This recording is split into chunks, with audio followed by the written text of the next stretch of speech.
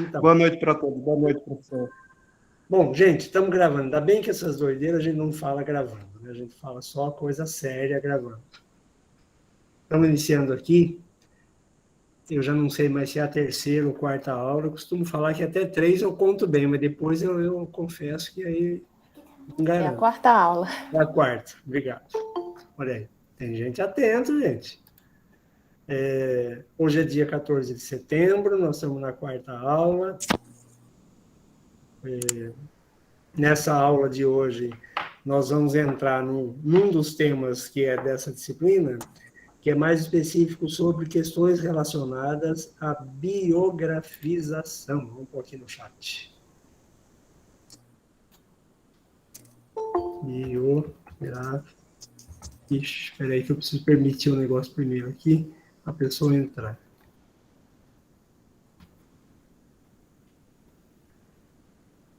A biografização é uma perspectiva teórica baseada na formação que é feita com assento, com bases no processo de biografias e autobiografias, ou seja, de narrativas que contam a vida do outro ou que contam a nossa própria vida.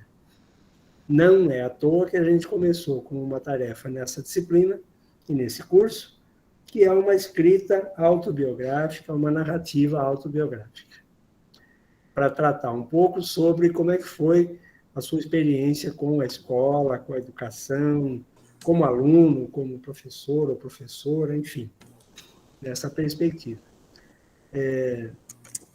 Nessa aula de hoje, nós vamos entrar um pouco mais em alguns conceitos dessa perspectiva que são importantes. Então, o fato biográfico, a atividade biográfica, a biograficidade, o saber biográfico, enfim, são coisas que vão estar circulando aqui na nossa conversa de hoje.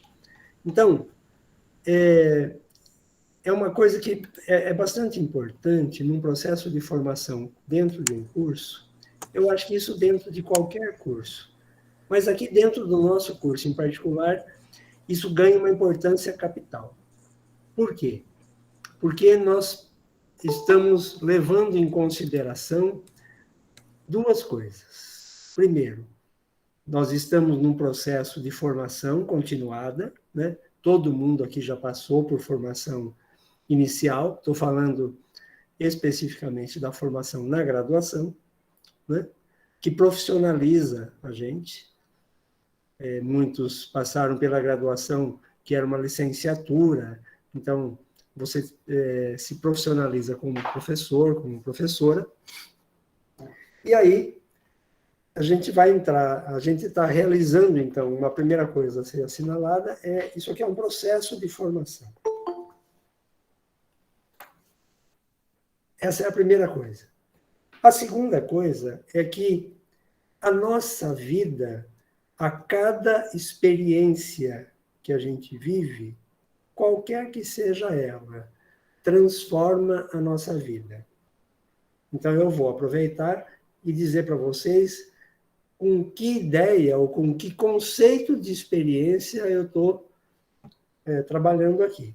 Nós estamos trabalhando o conceito de experiência que ele está lá num filósofo grego do século I da era cristã, século II, alguma coisa assim, o Homero. Né? Perdão, o Heráclito, que dizia que a experiência ele já tinha essa ideia, é algo que a gente vive, do qual a gente não sai mais a mesma pessoa. Portanto, a experiência, lá no Heráclito, de Éfeso, era algo que acontecia com a própria pessoa. Era algo que acontecia no sentido de modificar a pessoa. Modificar o seu pensamento, modificar o seu jeito de ser, modificar o seu jeito de ver o mundo ou de relacionar-se com o mundo e com o outro. Pois bem, em período mais recente, mais perto de nós, um outro filósofo chamado Ludwig Wittgenstein. Não precisa ficar preocupado com o nome desse sujeito, porque nomes alemães são sempre assim, né? Meio enrolado para falar, para saber também, para escrever é pior ainda, né? Então, mas ele dizia também algo que, de certa forma, retoma um pouco aquela ideia, mas ele traz para a gente uma coisa importante a ser assinalada também. Se, por um lado, a experiência é aquilo que me transforma, a experiência com o outro, sobretudo a partir ou através da linguagem, transforma a mim e ao outro ao mesmo tempo. Então, pensar a comunicação eu-outro, né, nesses dois polos, é pensar uma experiência. O que tem entre eu e o outro? Tem uma experiência. Por quê? Porque quando a gente se relaciona com o outro, ele modifica a gente. E ele sai dessa relação modificado também. Essa é uma primeira coisa que a gente poderia dizer que é fundamental. Agora, eu quero voltar um passo atrás para pensar por que a gente chama isso de processo de formação. O processo indica um deslocamento, um movimento de um ponto A para um ponto B. Que deslocamento? Que movimento? É simples. É de um eu para um outro eu. Eu era de um jeito, eu pensava uma determinada coisa, ou várias, e depois de viver esse processo, ou essa experiência, eu me desloquei daquele jeito de ser para um outro jeito de ser. Então, há uma mudança naquilo que os gregos antigos chamavam de, eu vou pôr aqui, no chat.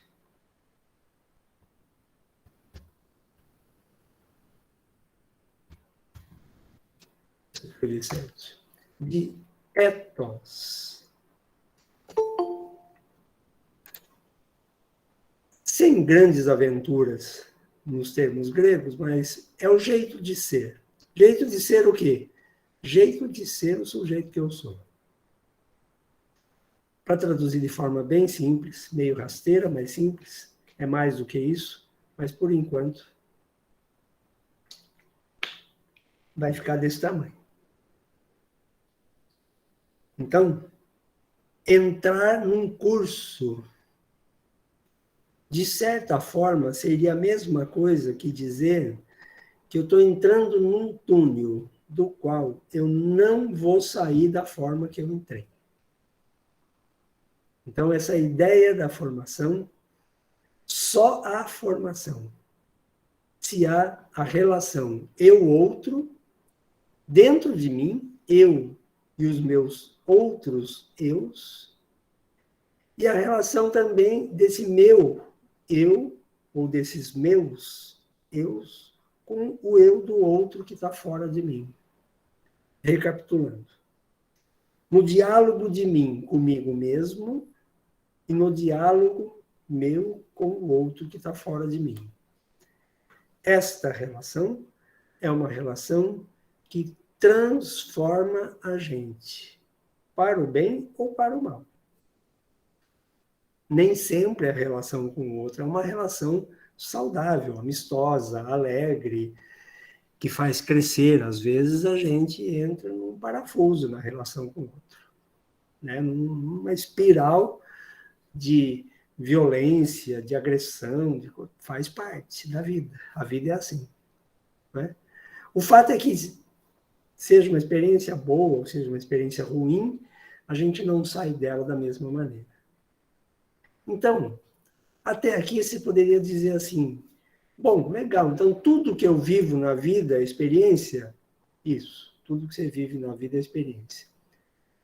Pergunta 2, quer dizer que tudo que eu vivo na vida modifica alguma coisa em mim? Sim, modifica alguma coisa em você. Quer você goste, quer não, quer você perceba, quer não perceba. Então, isso nos leva a uma pergunta terceira. Eu posso controlar a mudança de mim mesmo? Pergunta boa, né? Será que está nas minhas mãos o controle para eu mudar na direção que eu gostaria de mudar? Sabe aquela coisa de eu gostaria de ser assim, eu gostaria de ser assado? Então, mudar nessa direção que eu gostaria envolve duas coisas, o desejo e a possibilidade. O desejo que te empurra para frente. Eu gostaria de mudar nessa direção. A possibilidade, ou seja, o conjunto de circunstâncias que estão na minha frente, que estão na minha vida, que vão estabelecer se aquela minha mudança é possível, se ela é possível agora, se ela não é possível agora, mas é possível mais para frente, ou se ela é impossível.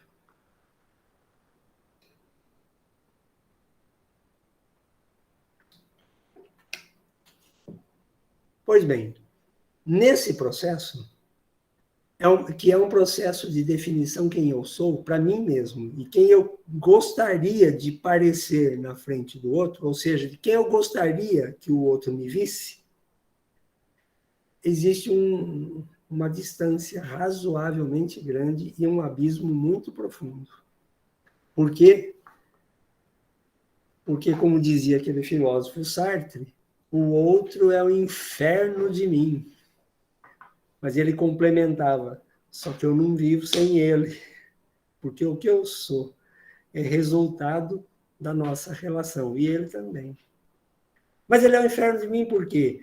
Porque ele ameaça os meus projetos, ele frustra os meus sonhos, ele põe barreiras no meu caminho, depois ele me dá a mão e fala, vamos, levanta, sacode a poeira e bola para frente.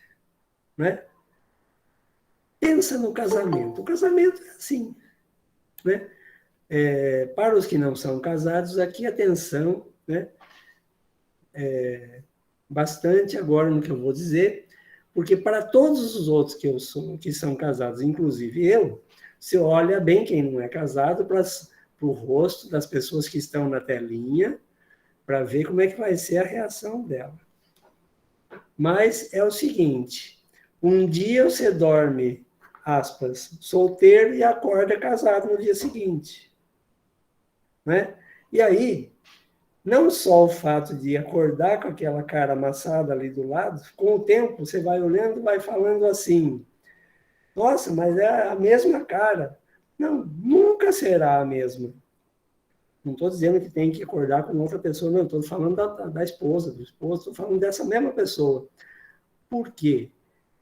Porque nós estabelecemos um olhar que tende, tem uma tendência de congelar o outro naquilo que ele é. Isso é ruim. Sabe por que é ruim? Porque o outro muda, assim como eu também. Mas nós temos uma tendência de querer sequestrar o processo de mudança do outro. Interromper esse processo. Como? Negando que o outro muda. Eu já falei aqui outro dia, se eu não falei aqui, lembro o combinado, tá? Eu já estou no clube da terceira idade, vocês fazem de conta, balançam a cabeça afirmativamente, dizendo que eu falei, que vocês se lembram, né? Às vezes nem sabem do que eu estou falando, mas olha lá, não vai me fazer voltar para a terapia. É o seguinte, quando a pessoa encontra com você, depois de 10 anos, nossa, você não mudou nada, ele está chamando você de múmia, né? Tá dizendo, não tem essa, está dizendo que você dorme num tanque de formol, não existe isso. Nós não mudamos todos os dias. Todos os dias, a gente muda valores, muda o cabelo. Bom, falar em mudança de cabelo não dá nem para falar, porque você encontra uma mulher que você conhece um dia, no dia seguinte ela já não está com aquele cabelo daquela cor. Então, não vou nem tocar nesse assunto, né? Mas a gente muda o cabelo, a gente muda o adereço que a gente usa, a gente muda o óculos, isso que a pessoa vê. Mas a gente muda coisas que ela não vê também, a gente muda ideias, a gente admite novos valores, a gente abandona alguns princípios que a gente acha que ficaram velhos, a gente deixa de cumprir certas regras porque acha que elas não servem, a gente muda. O que traduz o homem é a mudança. Não é o trabalho, é a mudança. Nesta perspectiva teórica. O que o professor Charlot nos convida a pensar é que nós só somos humanos porque nós aprendemos, e nós aprendemos a sermos diferentes de um dia para o outro. Primeira conclusão da noite. E tem um detalhe, quer a gente goste, quer não.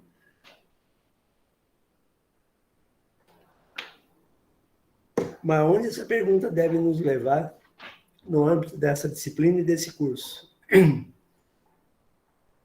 Vamos retomar uma pergunta que eu coloquei agora de pouco. Nós podemos controlar a mudança? A minha? Ou, eventualmente, a do outro? Olha, controlar plenamente, o Gabriel já balançou a cabeça e disse, filho, lamento te informar, né, Gabriel, mas não vai dar. Então, mudança, controlar plenamente as mudanças e a mudança, ou cada uma delas, esquece, não vai ser possível.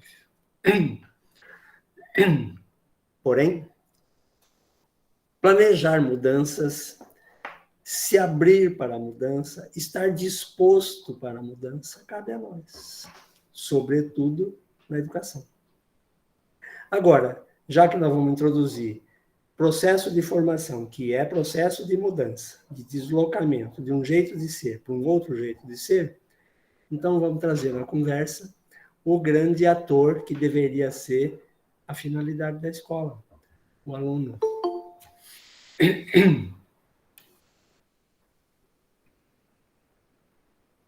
O que é que nós adultos pensamos com relação aos filhos, com relação aos alunos, com relação aos sobrinhos, com relação àqueles que têm menos idade que a gente, que nós controlamos a vida deles.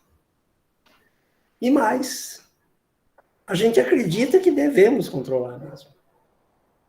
Diz a Anne, imagina agora com a pandemia, quantas mudanças interiores. Faço minhas suas palavras, Anne, com certeza. E falar em controle, pensa na mudança que a pandemia impôs a gente. Ninguém perguntou se a gente queria, né? Ninguém perguntou se a gente estava disponível para o vírus, para um parente ficar doente. O parente teve o desplante de partir desse mundo para o outro. Como é que ele me faz um negócio desse? Essas coisas desse tipo a gente não controla. Aliás, a maior parte das mudanças a gente não controla. Isso não quer dizer, em termos de educação, que a gente não possa planejar mudanças. Pelo contrário, a gente é o tempo todo convidado a pensar nas mudanças. Não é? A gente é o tempo todo convidado. E digo mais, dentro da escola, a gente agora somos nós adultos. Nós somos instados, cutucados, espremidos na parede pelas crianças todos os dias, para que a gente não seja a mesma pessoa. Eu conversava com o Mauro tem uma filha chamada Sofia, que é uma graça de criança, tem 10 anos, ela participa do nosso grupo de referência de crianças na Escola Outra. Tem umas tiradinhas ótimas, assim, ela e aquela criançada, que é coisa assim, vocês precisam assistir uma hora. Nós precisamos distribuir esse convite, viu, Roberto, para esse grupo. Assim, como eu falei já, acho que já falei para vocês um dia que tem esse grupo, a gente se reúne durante 1 hora de sábado, de vez em quando, uma vez mais ou menos cada mês, cada 40 dias, mas quem pode falar nesse dia são as crianças. Eu só provoco, mas quem fala é eles. Eles falam cada coisa que a gente perde o chão, não é, Mauro? Que deixam a gente sem entender algumas coisas. Por que nós pensamos desse jeito? Mas sabe o que acontece? Eu estava buscando hoje, lá na escola, junto com a Karina, com o Roberto, eu estava aí em Hortolândia hoje. Foi uma experiência muito bacana, viu, Karina? Os 2 encontros, de manhã e de tarde. Mas diria para vocês o seguinte, que nós estamos buscando o sentido que a escola tem para nós, adultos, e para as crianças. Porque se nós começarmos a procurar esse sentido, a gente não vai encontrar todas as respostas, mas talvez a gente melhore as nossas perguntas. E eu comecei o encontro com o grupo da manhã e da tarde, mais ou menos assim. Vocês consultam as crianças nessa escola? E consultar é diferente de ouvir as crianças. É diferente por quê?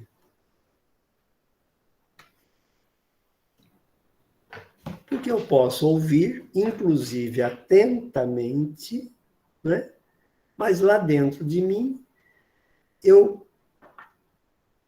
criar uma espécie de proteção adulta em relação ao que a criança está falando, e aí eu fico, dentro dessa proteção, classificando quem é a criança. A ingenuidade da criança, às vezes a gente chama de pureza, às vezes a gente chama de aluno, né? Aquele que não tem luz, né? Aquele, como diz aí os radicais dessa palavra. A gente fica criando uma imagem, em resumo, para definir o quê? Para definir quem é a criança. E ao definir quem é a criança, a gente se define como adulto diante dela. É uma definição de mão dupla. Ao mesmo tempo que eu defino quem ela é como criança, eu defino quem eu sou como adulto na relação com ela. Mas como assim definir como ela é como criança? Porque eu tenho um modelo de criança na minha cabeça. O Durkheim, um sociólogo francês do século XIX, dizia assim: a criança é um adulto em miniatura. E por que ele pensava isso? Ele pensava isso porque, para ele, a criança nasce uma espécie de ser selvagem na espécie humana que precisa ser socializado. Precisa, para virar humano, ser socializado. Mas ele nasce como um bicho. Um outro camarada que pensava algo semelhante, com uma nuance de diferença, era aquele pensador francês também chamado Rousseau, Jean-Jacques Rousseau. Só que para ele, o sujeito nascia o bom selvagem, que é puro, que não tem defeito nenhum na sua cabeça, do ponto de vista de valores e nada, e a sociedade corrompe ele. Não é? Pois bem, o fato é que os dois se encontram numa coisa. Os dois sequestram a criança, ou o que é ser criança. Na oposição do que é ser adulto, na definição do adulto. Agora, quando eu perguntei lá na escola hoje, vocês consultam a criança? Eu estava perguntando outra coisa. Você consulta ela quem acha que ela é? Você já perguntou para ela quem que ela acha que ela é? O que ela está fazendo ali, naquela escola, naquele dia, naquele momento, na vida? O que ela pensa da vida? O que ela pensa do outro, do colega, da professora? Consultar para saber. Só consulta para saber quem se coloca numa posição de quem ainda não sabe. Porque quem se coloca na posição daquele que já sabe, ele não faz consulta. Ele faz apenas constatações. Ele não está aberto ao outro nem ao novo. Ele já sabe, ele só ouve o outro, inclusive para classificar o outro num degrau hierárquico, em geral, abaixo daquilo que eu sei, em geral. Agora, se o outro me surpreender muito, eu acho que ele está um degrau acima. Eu costumo dizer que o professor vive 3 fases na sua vida, e nós estamos hoje tratando aqui, introduzindo uma questão que tem a ver com a vida do professor, a sua biografia. Não com a sua história de vida. Como diz a professora Christine Delory, que é a autora do texto de hoje, ninguém tem história de vida, a não ser que você contou a história de vida para alguém e ela escreveu a sua narrativa, ou você escreveu uma autonarrativa, então você tem pelo menos um começo da sua história de vida.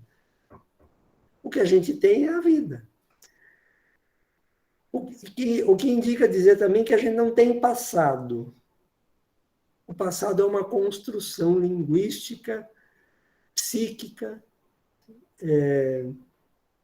discursiva, sobre aquilo que a gente interpreta em função de coisas que a nossa memória nos permite atualizar daquilo que vivemos. Então, quando a gente conta o passado, a gente não conta algo que existe. A gente inventa um passado.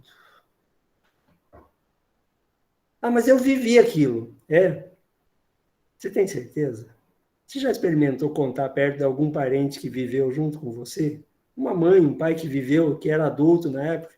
Às vezes eles olham para a cara da gente e falam assim, não sei de onde você tirou isso. Já aconteceu comigo várias vezes com a minha mãe. Eu conto coisa, ela fala, fulano, o que você está falando? Você nunca esteve nesse lugar. E o pior, ela fala com a maior convicção. Então, olha só que ponto nós chegamos. A vida do ser humano não está dada. O ser humano não é um ser que já está dado, que já está pronto, que já está ali e acabou. Assim como também nesse curso e nesta perspectiva teórica que nós estamos trabalhando, o que o ser humano vai viver, o que ele vai ser como ser humano, não é inato, não nasce junto com ele nos seus genes, no seu DNA, não. É socialmente adquirido.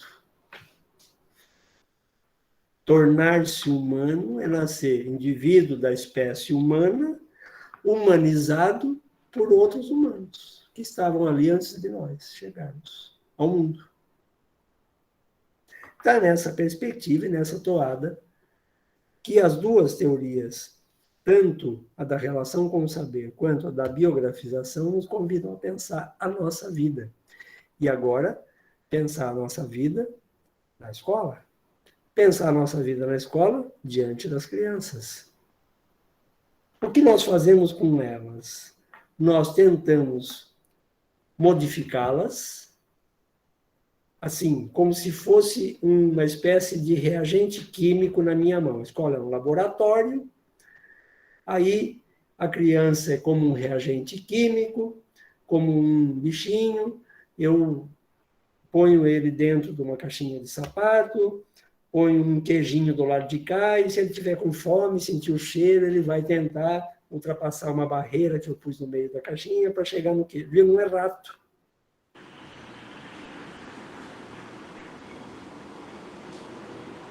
Por mais que a gente diga daquela criança magrinha, miudinha, quietinha, que fala, parece um ratinho. Mas e o Matheus? Mas ele não é. Mas ele não é. Não. É gente. Ele fica em casa. Não é? Aí quando o André chegar ou quando eu vou chegar, a gente leva ele lá.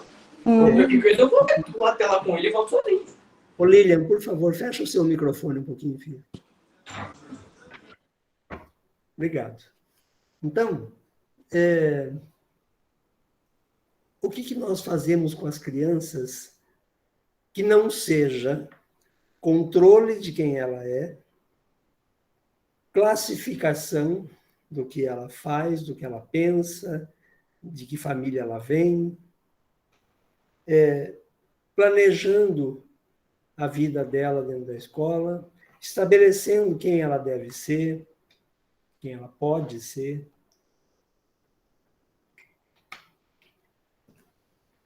Você fala, mas por que você está falando que a gente faz isso? Ora, de duas uma. Ou a escola que vocês vivem e trabalham é muito diferente da minha, ou você não se deu conta do que nós estamos fazendo até hoje. Quer ver? Eu tenho um currículo pronto. Eu não consultei a criança sobre nenhum aspecto daquele currículo. É porque ela não tem nada para dizer. Você já perguntou para ela? Segundo, eu tenho um conjunto de normas. São normas, não são regras.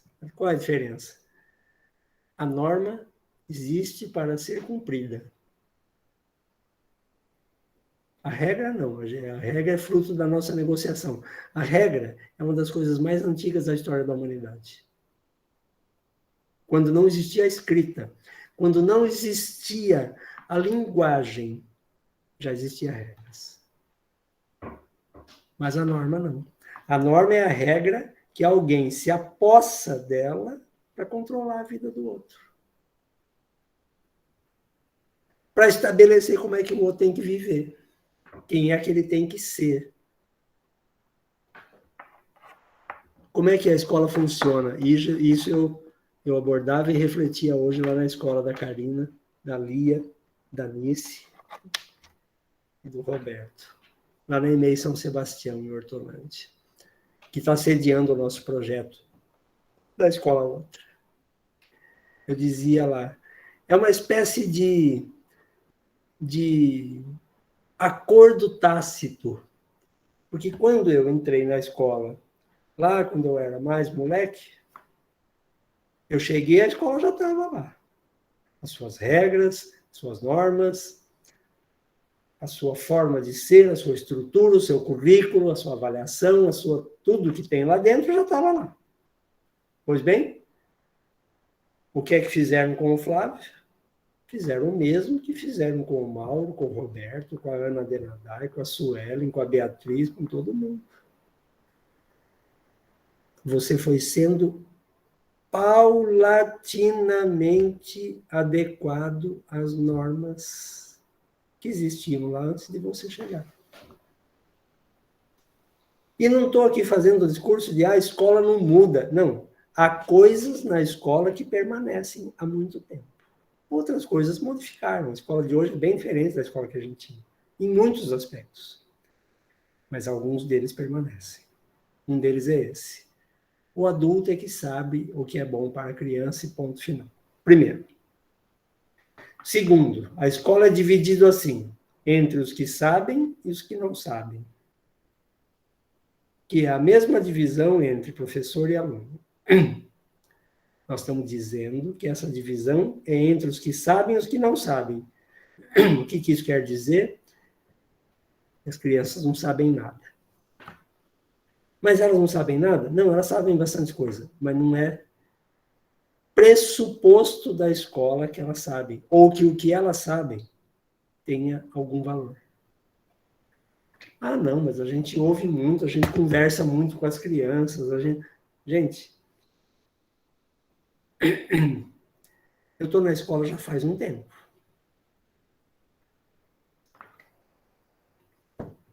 Vocês fizeram universidade também. Chame de universidade, de faculdade, seja lá do que for que você chama, um curso superior.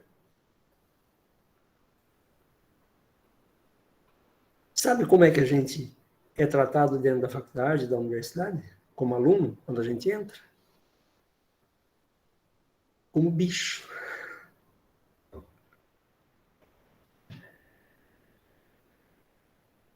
Ah, você está falando do trote. Não estou falando do trote. Eu estou falando do bicho mesmo. Que bicho? O bicho que não sabe nada. O bicho cujos saberes não tem valor nenhum lá dentro. Gente, eu já tenho uns anos que eu estou na universidade, que eu dou aula no ensino superior. Quanto mais alto o degrau, né? Aí você dá aula na graduação é uma coisa, você dá aula no mestrado é outra, mais para cima, no doutorado você dá aula no doutorado é mais para cima ainda. Quando você dá aula para um sujeito que está fazendo um estágio pós-doutoral, você tem o cara mais servil do mundo. Se o supervisor da pesquisa dele, o orientador do projeto, espirrar, ele abre o caderno e escreve assim: às 9h47, o meu supervisor espirrou. Não sei o que significa, mas deve ser um espirro filosófico. Fala sério. Então, quanto mais alto, quanto mais a gente acha que sabe, mais a gente sabe de uma coisa só: obedecer às hierarquias de sujeitos e de saberes. Mas é para ser assim mesmo?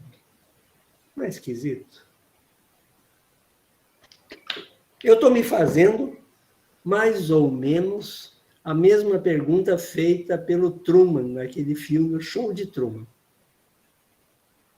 Ele olhava para o mundo dele, que era a ilha de Sea Haven, a partir de um certo momento do filme, você percebe, fala, viu, mas tem algo estranho nesse mundo. Tem algo errado que eu não estou entendendo, não. Parece tudo um teatro na minha frente. Quem assistiu o filme sabe o que eu vou falar. Aquela cena que ele vai entrar no banco e ele entra. E no fundo do elevador tem uma sala, não tem elevador nenhum. Era só um cenário.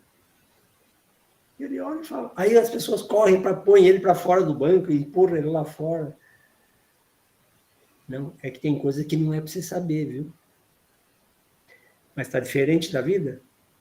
Lamento informar. Primeira má notícia da noite. Lá vem o William Bonner, né? Olha lá, Jornal Nacional.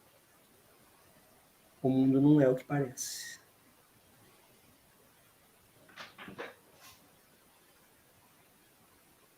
O mundo não é o que parece. Agora eu vou fazer uma referência à história da vida da criança dentro da escola e num texto que tem muita gente aqui que não só conhece, mas já usou. Mas eu vou chamar a sua atenção para uma coisa que tem nesse texto que é bastante incômoda. Eu não preciso dizer o texto, eu só vou dizer o título. O rei está nu. Você conhece esse texto, né? Você sabe do que eu estou falando agora? Eu estou falando do seguinte. Quantos fios de ouro nós estamos tecendo numa trama invisível diante dos alunos? Ou nunca aconteceu com você, de um aluninho, de uma aluninha, pôr o dedo na ferida e fazer uma pergunta que você não sabe responder? Será que foi só comigo que aconteceu isso? Até hoje eles fazem isso. Só que quanto mais alto o nível do estudo, mais ele tem medo de pôr o dedo na ferida e dizer, olha lá, o rei está nu. Fala, não.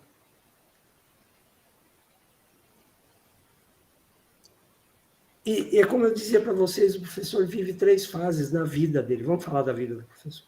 Ele vive 3 fases. A primeira fase, ele termina a graduação, a licenciatura, e aí ele ganha um título de professor. Agora ele é licenciado. Sabe qual é a leitura que ele faz?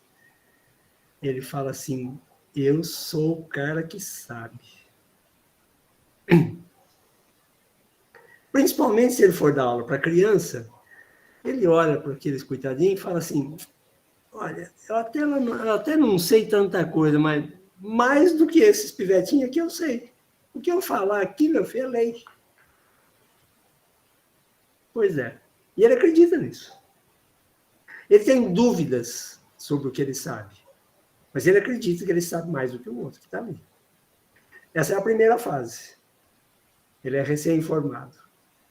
Aí ele entra na escola, tem gente mais experiente que ele, mais velho, né, e tal. Ele olha e fala, esses sabem bastante. Eu ainda estou começando. Passado um certo tempo, repetindo as fórmulas mágicas da escola de como dar aula, do que ensinar, de livro didático e essas coisas todas, ele começa a acreditar que sabe. Por quê? Porque ele passa a repetir aquele monte de coisa todo dia. Aí um belo dia, ele fala assim, bom, eu sou o cara que sabe. Então agora eu vou saber mais ainda. E agora eu vou fazer o seguinte, eu vou disputar uma vaga no mestrado, porque eu quero saber mais.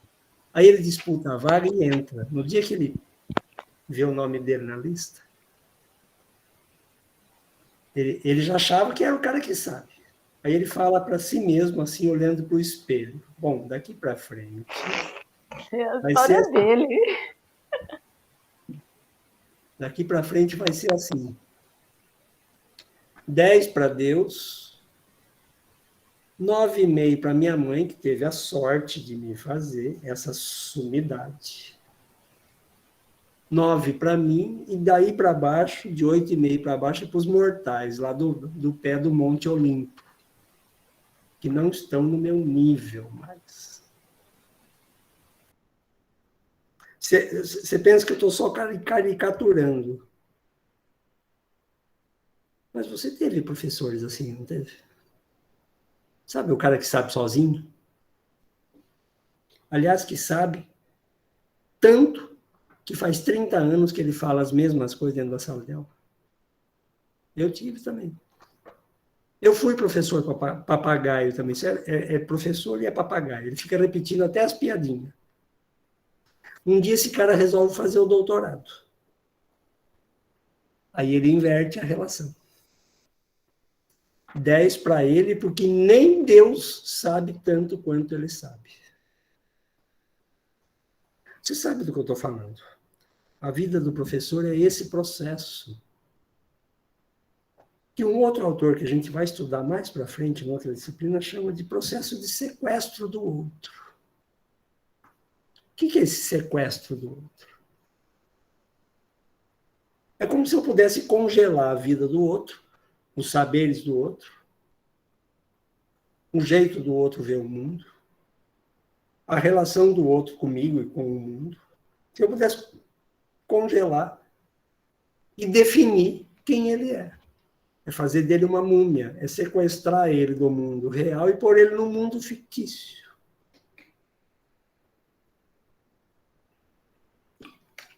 Pois bem, do que é que nós estamos tratando até agora? Da vida dentro da escola. Na aula passada a gente falava da contradição, do trabalho do professor como um trabalho da contradição, a profissão da contradição. Nessa de hoje, nós vamos perguntar por que é que nós vivemos a vida desse jeito dentro da escola. Ou antes até, como é que a gente tem vivido a nossa vida dentro da escola?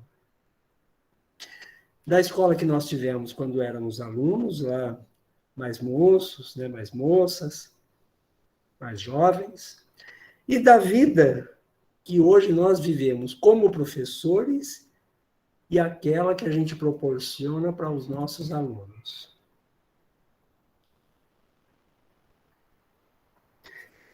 Onde eu quero chegar? Eu quero chegar que tem uma vida sendo vivida dentro da escola. E as hierarquias de saberes, de sujeitos e de tempos são pré-estabelecidos. Que quando você chegou na escola para dar aula, mesmo se você começou junto com a escola, se a escola abriu no mesmo dia que você começou a dar aula naquela unidade, a escola em si já existia. Então, aquela escola que está começando ali, ela, de certa forma, tende a reproduzir o jeito de ser escola das outras que já existiam antes dela. E por aí vai. Então, quando você chega como adulto, como professor, você chega num lugar como a ilha de Sea Heaven, lá do filme do Truman. Um lugar todo arrumado para você encaixar perfeitamente como o personagem principal. Só esqueceram de avisar você que é o personagem principal do circo, ou da corte, o bobo da corte. Com todo respeito, não estou aqui para ofender ninguém, não. Mas para dizer para você que se já está tudo arranjado, tudo decidido, pelos caras que fazem a legislação educacional, pelo poder público, Às vezes até o diretor de escola que acha que ele também determina as coisas. Por aqueles que mandam no conteúdo escolar. Quem é que manda no conteúdo escolar, você sabe? Quem é que manda no conteúdo escolar?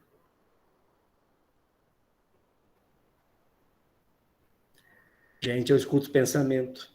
Tem gente pensando assim, é pegadinha, não fala nada, não. Quem é que manda no conteúdo escolar? Eu acredito que os alunos e o mediador, né? Dentro da sala de aula. Lamento, mas não é eles. Não, eu acho que vem primeiro lá de cima, né? Do governo, né? Eu acho... Então seria o governo, Raíssa? Não, é Alexandre, né? Só para lembrar. Desculpa. Estou como Raíssa, desculpa. Tá.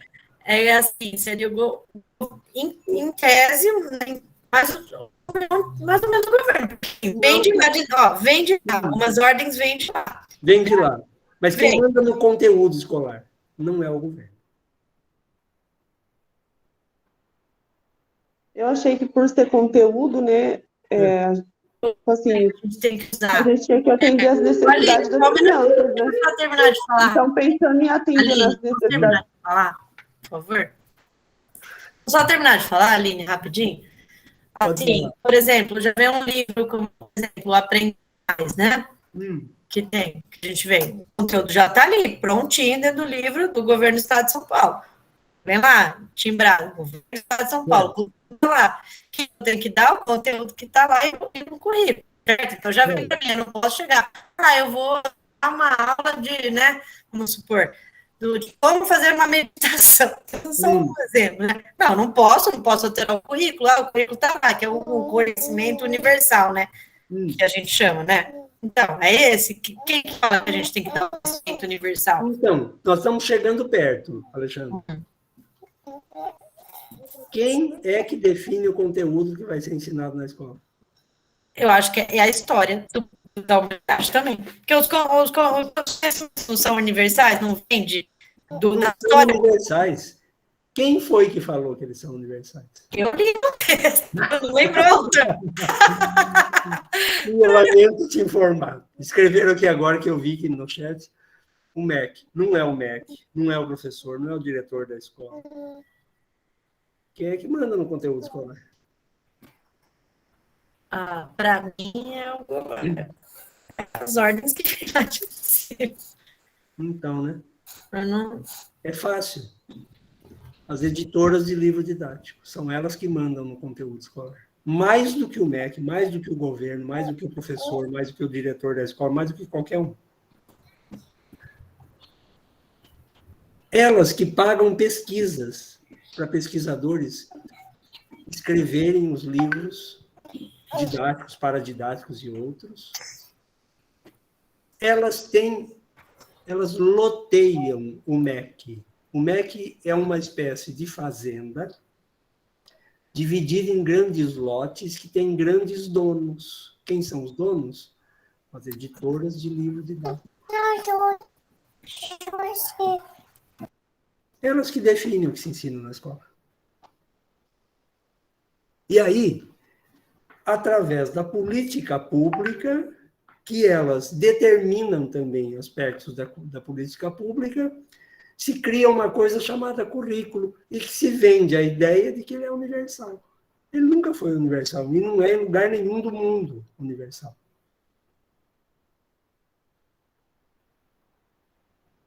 Só isso já é um incômodo razoável, não é?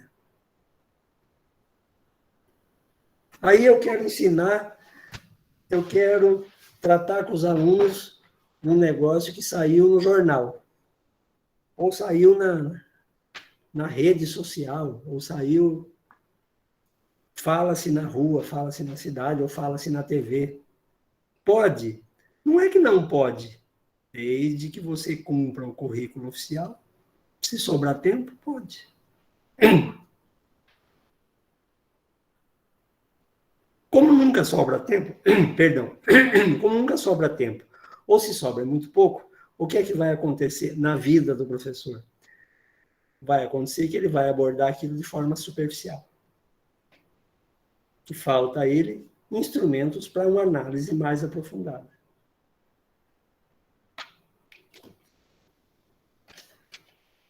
Gente, o que a gente tem feito na escola é a construção de um Frankenstein, desde a educação infantil.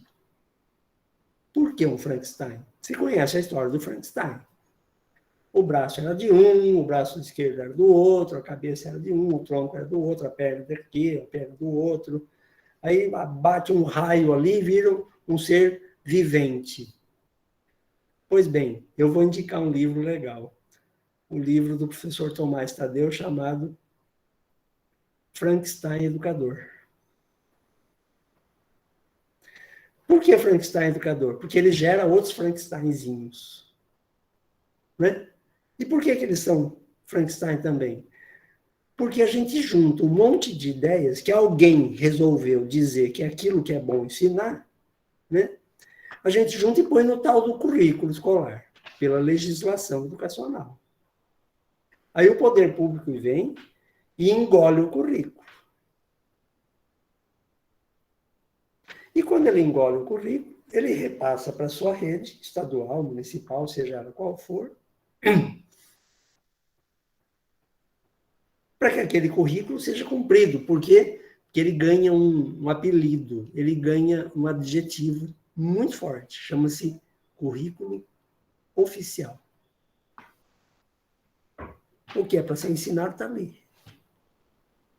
Se você soubesse as disputas entre as editoras de livro didático, por quem vai levar o maior lote dentro do MEC, você ia cair das pernas.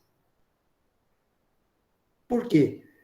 Porque é neste espaço, e elas loteiam o MEC e as decisões do MEC e das políticas públicas, as decisões do Congresso. Entende? Para dizer o que tem que ser ensinado. E eu não estou falando aqui de apostilas apenas, gente. Tem toda aí a discussão sobre apostilas, eu não vou entrar nela.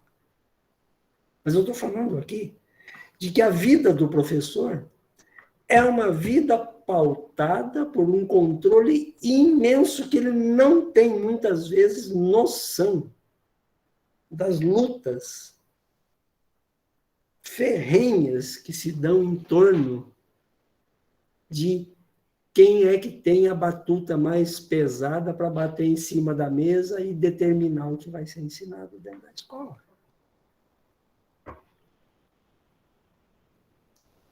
Quem é que define o que é que vai ser ensinado na escola particular? O vestibular. Atualmente, o Enem. E quem é que define o que vai aparecer no Enem? Novamente, aqueles que produzem o conhecimento chamado curricular, as editoras.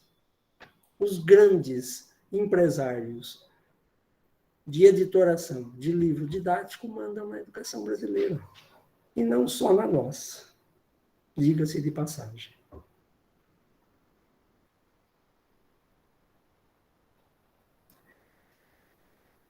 Eu sei que você está aí, assim, confortavelmente sentado, com uma vontade enorme de discordar, pensando, não, professor, não é bem assim, você está exagerando. Mas eu sei o que é. Não dá uma certa revolta na gente? Por quê? Porque, cara, eu me dedico todos os dias para aquelas crianças. Eu vou todos os dias para lá. Eu estou de cabelo branco já, por causa de tanto que a escola exige de mim. E dou as melhores explicações para dizer como é que é a minha vida de professor dentro da escola. E o que é pior, ainda assim, os saberes dentro da escola, cristalizados no livro didático, tem os saberes que têm valor mais alto, e tem os saberes que têm valor mais baixo. E tem saber que não tem valor nenhum. Ou será que eu estou falando de uma escola de Marte ou de Vênus? Vê se você já viu essa escola por aí em algum lugar. O importante é matemática, o importante é português, o resto é perfumaria. Aí falam das avaliações como se fosse a forma mais acabada do ouro educacional, né? Do tesouro na educação. E para falar das avaliações, eles começam falando do PISA, aquele programa internacional de avaliação de alunos de 15 anos. O que é que o PISA avalia? Matemática, português, e acho que alguns aspectos de ciências andaram entrando em algumas provas do PISA. Sabe o que eles estão falando? Eles estão falando de construir um currículo mundial através do PISA. Sabe o que seria um negócio desse? A coisa mais acachapante da história da humanidade. Então, um camarada que está lá na Coreia, ele tem que estudar e tem que ensinar, se ele é professor, a mesma coisa que um cara que está lá no Chile, que está lá na Tailândia, que está aqui no Brasil. Como se o conhecimento pudesse ser pasteurizado desse jeito e colocado dentro da onde? Do livro didático. O que nós estamos falando hoje? Sobre a vida do professor. Por que o professor não tem tempo? Não se atribui tempo para o professor pensar. Para ele não pensar nessas coisas. Porque se ele pensar para valer, ele se revolta. Ele fala, não é possível que eu estou fazendo isso até hoje e não me dei conta. Tem gente pensando, professor, mas tem saída? Eu vou devolver a pergunta numa forma de pergunta. Essa pergunta que colocaram aqui agora, eu vou olhar no chat. Quem são as pessoas que desenvolvem pesquisas pagas pelas editoras? Que o Maurício colocou. Maurício, eu não queria dar essa má notícia agora para todo mundo, antes das 9 horas. Pertinho das 9 eu ia dar essa má notícia e ia desligar para não ver o povo desmaiar. Mas já que você perguntou, eu vou ser obrigado a falar. Os pesquisadores universitários e os pesquisadores dos grandes centros de pesquisas. Eu conversei com um autor da área da geografia, porque eu dava aula de geografia durante muito tempo, dei aula de geografia. Ele estava me contando quanto ele ganhava para viajar pelo mundo, para levantar dados, para produzir os livros didáticos da geografia. Era uma coisa absurda. Cada mês ele estava num país, tudo pago pela editora. Ele terminava aquele levantamento de dados, ele escrevia o texto levava o nome dele, mas não pertencia mais a ele, pertencia à editora que pagou tudo. E aqui entre nós, tem muito pesquisador, vendedor de livro. Mas ele não vende para você. Ele não vende para a livraria. Ele vende para o governo. Na verdade, eu falo ele vende, porque ele já vendeu para a editora. A editora negocia o resto. Que vida nós estamos vivendo dentro da escola? Nós estamos vivendo uma vida, ele faz de conta que a gente tem um domínio para ensinar. Por que os alunos estão cada vez mais, e eu vou falar agora da escola antes da pandemia fechar a escola. Por que os alunos estão cada vez mais desinteressados, como alguns professores continuam insistindo em falar? Porque não está fazendo sentido.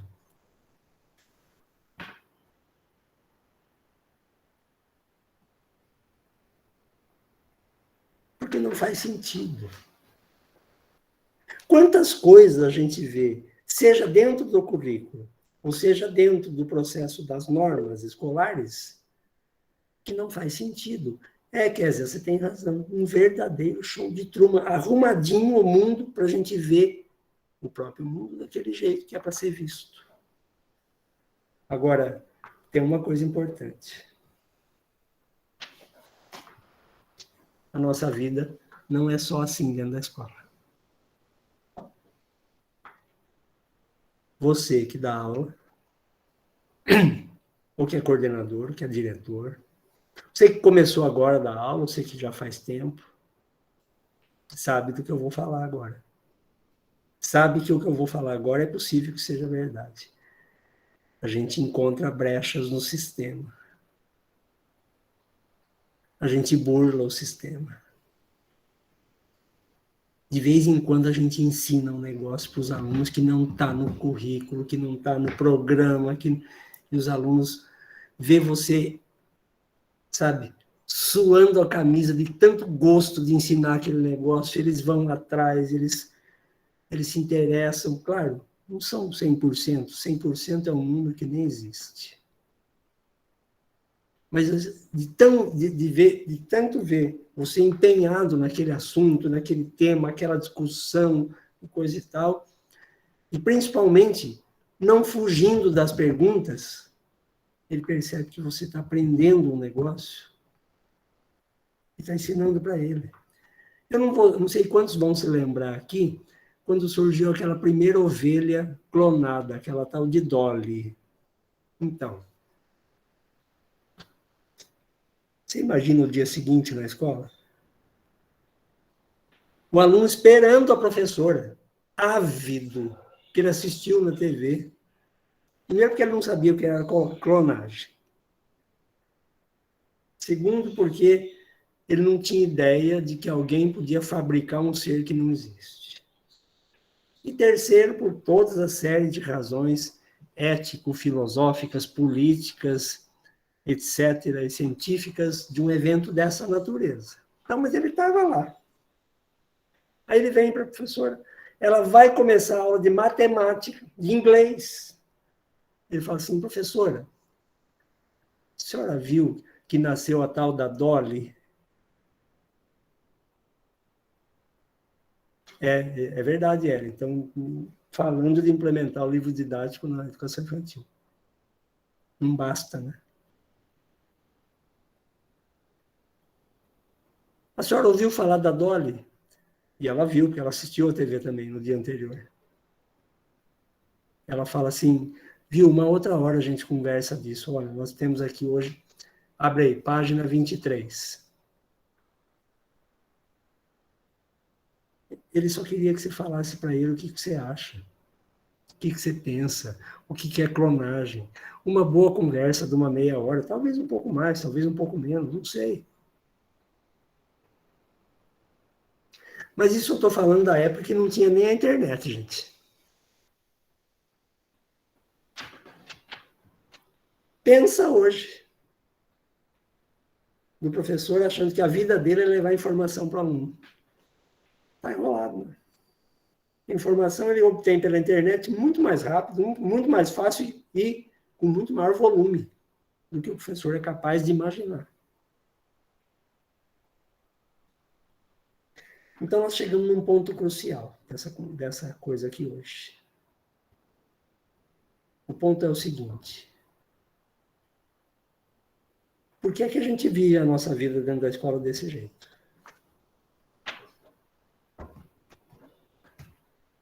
E olha, eu já conheço boa parte das explicações ou das respostas para essa pergunta. Ah, professor, mas tem um currículo. Eu sei que tem. Ah, professor, mas tem uma avaliação, tem o IDEB.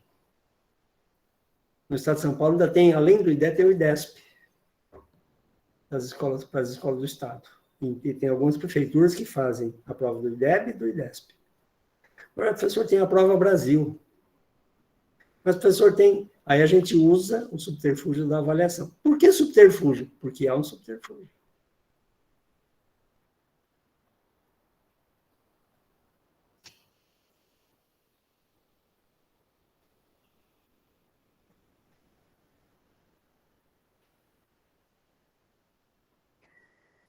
O silêncio é incômodo, você sabe por quê?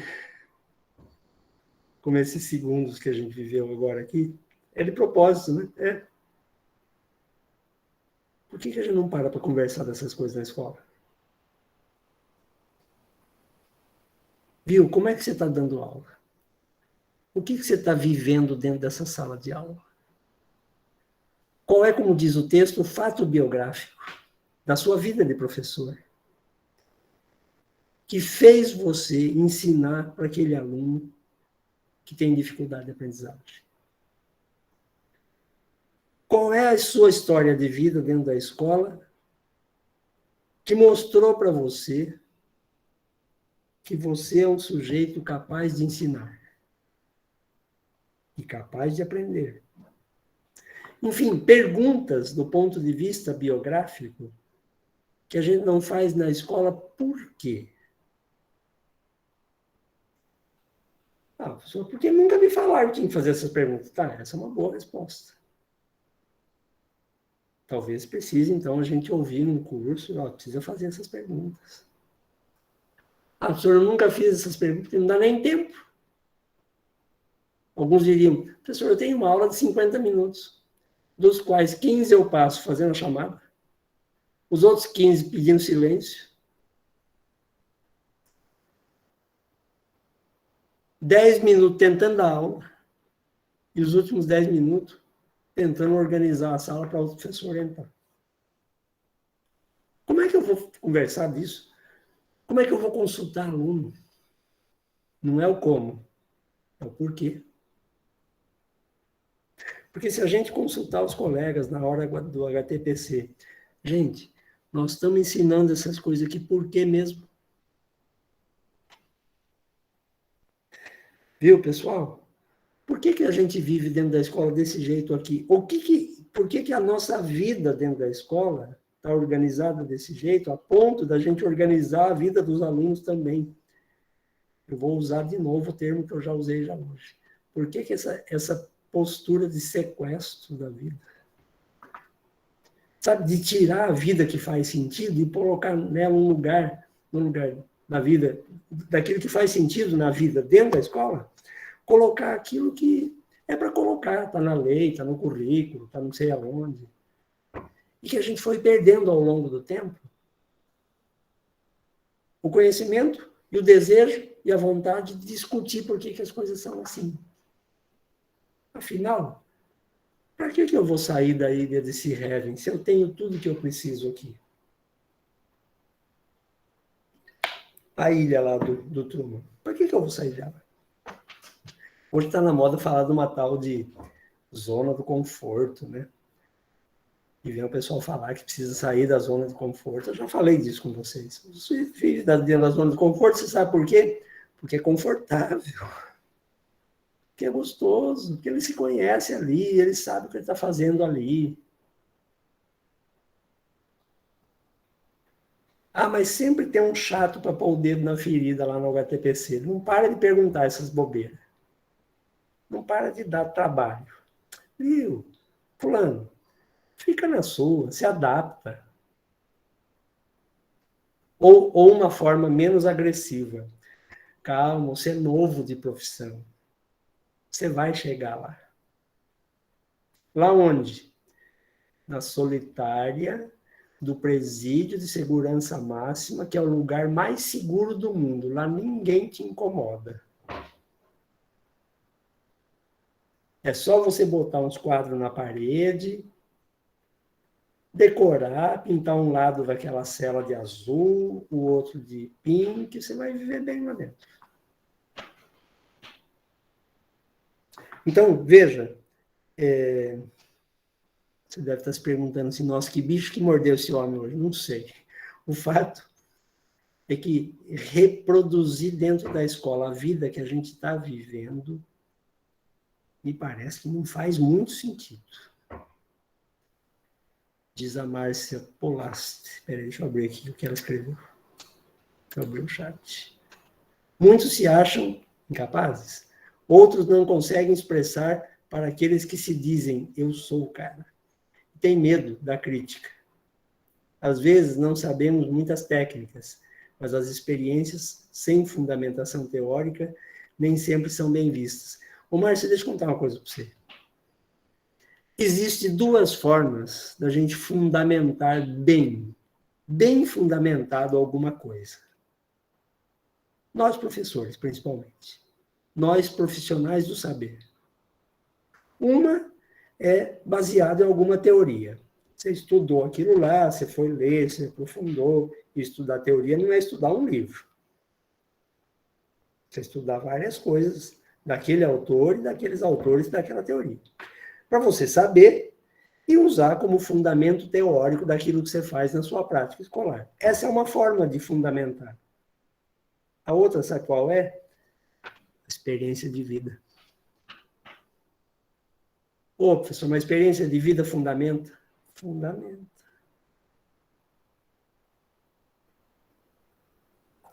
Acontece que os saberes da vida não são levados em conta dentro da escola. Nem dentro da universidade, nem dentro da escola, talvez nem dentro da educação infantil.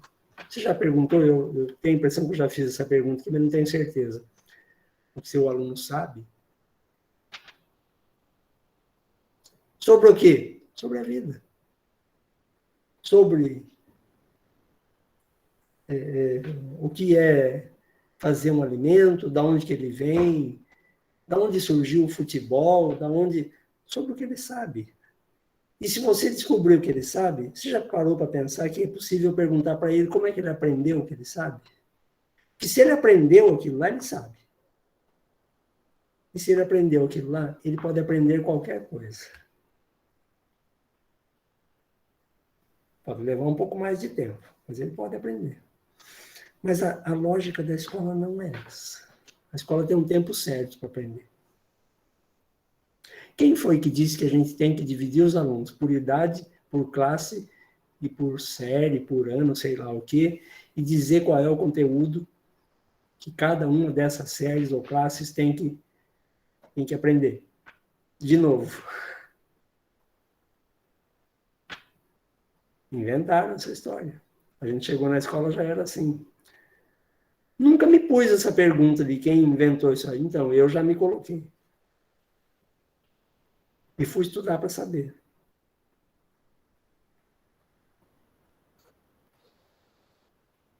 Quem foi que inventou? Não foi uma pessoa. Foi uma estrutura, um sistema que foi sendo criado.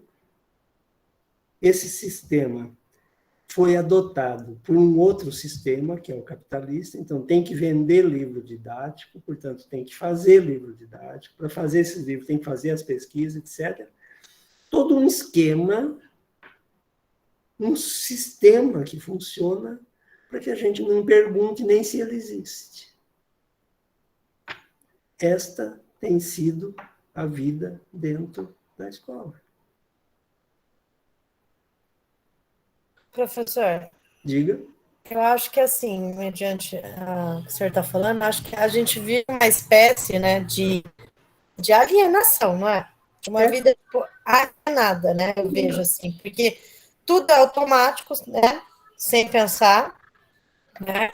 As pessoas vão fazendo, e dentro da escola, principalmente, também, entendeu? Repete assim, vive, né, no mundo, né? Fora da escola, e a escola também reproduz meio que assim, todo mundo está fazendo, vamos fazer o que está fazendo, e vai fazendo, não sei o que está fazendo, ninguém sabe, mas estamos fazendo. Exato. Vai vivendo essa alienação, né? E assim, quando uma pessoa só, talvez, ou duas, começa a pensar, pode ser que aconteça uma mudança, né? Se uma ou duas insistirem nisso, né? Mas geralmente começa uma insistência, tudo, mas como, né, existe uma avalanche que desiste, entendeu? A pessoa desiste e continua aquela alienação, e ela acaba desistindo muitas vezes daquilo, né? De uma transformação. Não sei. Isso é tão grave, Alexandra, mas tão grave que a gente não consegue definir o que é qualidade na educação. A conversa de qualidade dá longas discussões, longos debates, e não se chega a um acordo do que é qualidade. Mas, é claro, nós estamos falando qualidade dentro do cercadinho dos saberes pré-fabricados para serem distribuídos dentro da escola. como diz a Adriana, violência simbólica pura. Ela tem razão. Mas você sabe por que ela é simbólica, essa violência? Porque a gente não a vê como violência. A gente não acha que é violência. Não é só uma questão de perceber, Adriana. Você tem parte da razão, mas é pior do que isso. Não é só não perceber. É nem acreditar se alguém falar. Se alguém falar, você está doido, cara. Imagina. Professor, assim. é mais ou menos como o Ariano Suassuna dizia, né? Eu não sei o que é, eu só sei que foi assim. Eu só sei que foi assim. É bem isso. Eu não É sei bem porquê, mas eu sei que foi assim. Foi assim. Deixa eu aproveitar e passar a palavra para a Ana Mara. Fala, Ana, fica à vontade. Ela levantou a mão. Acho que ela queria falar, a não ser que ela tenha clicado por engano. Pode falar. Não, boa noite, Flávio, tudo bom? Tudo bem. Você falou a história que uma criança, ela aprende, né? Ela aprende a brincar, ela aprende, então ela consegue aprender. Sim. Eu fui professora do ensino fundamental numa escola do estado, numa classe de 3º ano de recuperação intensiva. Isso ainda existe no estado. Certo. São as crianças que são repetentes ou que têm dificuldade de aprendizagem. Certo. Então, é uma classe menor, tinha acho que 17 alunos. E foi o ano que eu mais gostei de trabalhar na minha vida, foi nessa classe. E eu tinha um aluno, o nome dele era Felipe, ele já era repetente, assim, 2 vezes Ele repetiu por faltas, depois ele repetiu por causa de aprendizagem, né? E quando ele chegou para mim, ele já entrou atrasado na escola, já era um pouco mais velho. Ele estava brincando muito e não estava atrapalhando a aula. Aí eu chamei ele para o lado de fora da sala, coloquei ele sentado no banco e falei, por que você está fazendo isso? Eu queria saber o porquê. Criança nenhuma atrapalha porque ela é peralta, é porque ela não está entendendo, aquilo lá não faz parte do contexto dela. Certo. Aí ele falou assim para mim, professora, eu vou ser bem sincero, eu sou burro, eu não aprendo. Ele falou isso, ele falou com todas as palavras, eu sou burro, eu não aprendo. Só que a mãe dele, vendia pano de prato, desculpa, tô meio fanha hoje, pano de prato no Farol. E ele calculava troco, mesmo no 3º ano do ensino fundamental. Ele recebia, ele vendia e calculava troco. Como que uma criança que consegue vender pano de prato no Farol recebe para ajudar a mãe dele, que é assim que ele ajudava, era um menino que era burro, não aprendia. Eu falei, não, você não é burro. Quem falou isso para você estava errado. Ele, não, professora, eu não aprendo. Eu falei, você vai aprender sim. E ele não sabia ler. E foi incrível, sabe, o meu período nesse trajeto. Aí, a partir daí, ele se sentia importante na sala. Eu coloquei ele no primeiro lugar. E eu falei, não, Felipe, você vai me ajudar com os outros colegas, porque todos tinham uma dificuldade, né? E ele aprendeu a ler. Era outra criança. Foi alguém que achava que sabia, falou para ele que ele era burro e ele aceitou. Foi muito assim, foi o ano que eu mais gostei de trabalhar, mas foi um ano muito triste de ver a história de cada criança. Muito difícil. Tá? Eu entendo. Obrigada. Mas aqui entre nós, né, Ana? Fez uma baita diferença na vida do Felipe, né? E da vida da mãe dele, certamente. Porque eu dizia isso lá na escola hoje, de São Sebastião. Quando a mãe chega para a diretora, a mãe que é semi-analfabeta, às vezes, ou é analfabeta, diz assim, dona diretora, a senhora não se incomoda, não, ele é burrinho mesmo, eu vou tirar ele, porque ele não aprende, não. Mas lá no fundo do coração, ela está dizendo assim, vou tentar ensinar ele de outro jeito, em outro lugar. Eu vou levar ele para a feira comigo, ele vai trabalhar na feira comigo, ele vai vender pano de prato no Farol, ele vai fazer alguma coisa. Na vida 10, na escola 0. Lembrou o livro, é verdade.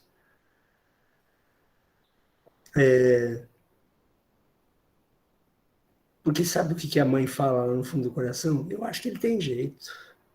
É que aí parece que não deu certo. Aí é onde que é? Na escola. Mas olha, gente, essa conversa toda é para dizer para vocês que nós estamos vivendo uma vida sem sentido, muitas vezes, dentro da escola, fazendo certas coisas que a gente não pergunta nem por que é e nem onde vai dar. Eu falei do filme do Show de Truman, você lembra? Vocês lembram, quem assistiu? Que aquela moça que ele se interessa por ela tinha um bottom que estava escrito onde tudo vai dar? Então, onde isso vai dar? É uma pergunta incômoda, sabe por quê? Porque a maioria das pessoas, eu tenho a impressão, não quer saber exatamente onde vai dar. E aí, o sistema, de novo, ele dá uma série de explicações. Inventa uma série de novas teorias e justificativas. Por exemplo, a atual bandeira, que está todo mundo por aí falando, e essas coisas vêm para dentro da escola com uma violência assim, incrível, com uma força incrível. O tal do empreendedorismo. Eu vou resumir no que falava a minha avó, que era analfabeta. Conversa para boi dormir. Sabe por quê? Porque não é para todo mundo. É só para aqueles que têm a sua autoestima assim, bem resolvida e tal. Agora eu sou empreendedor de mim mesmo. É pior do que o livro de autoajuda. Quem mexeu no meu queijo. Nossa, nunca vi uma coisa tão ruim na minha vida como aquilo. Mas é isso. Nós estamos tratando aqui de uma questão simples. Por que é que nós vivemos desse jeito dentro da escola? Então, essa pergunta tem dois lados. Por que é que eu estou vivendo desse jeito dentro da escola? A gente podia tratar no HTPC, a gente podia perguntar para a colega na hora do café, a gente podia perguntar para o professor de inglês, de matemática, de história, de geografia, a gente podia perguntar para a educadora do berçário, para a professora lá da fase 1, 2, 3, 4, não sei quantas, que tem na educação infantil. A pergunta é assim, por que você está fazendo o que está fazendo aí? Por que você faz isso aí? Por que é que você vive fazendo isso desse jeito? E não estou dizendo que está errado, estou perguntando por quê. Parece que a gente abriu mão da necessidade de perguntar esse porquê. E aí é o seguinte, o sistema nada de braçada em cima das costas da gente. E cria uma série de coisas, e uma série de justificativa para essa série de coisas, para aprisionar a gente num modelo de educação.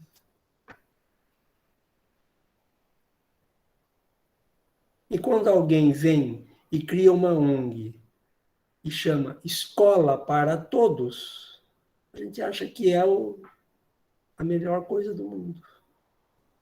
Pois bem, é uma organização que manda no MEC. Ou como quando vem uma organização do tipo da Ayrton Senna, a gente acha que aquilo é a solução da educação. É uma organização, é uma instituição que manda no MEC. E quando se fazem aquelas famosas comparações da escola pública e particular, a gente fica incomodado, a gente discorda, a gente discute, a gente debate. Mas o que eles estão fazendo? Tentando enquadrar as duas dentro do mesmo modelo.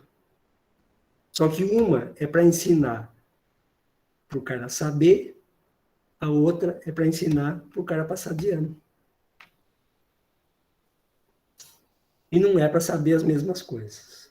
Mas, mesmo assim, eu que dei aula na escola particular, um bom tempo da minha vida de professor, também escutava o aluno, falava para mim, eu disse lá na escola hoje, professor, no meio da prova de geografia, viu, meu pai tem 4 postos de gasolina.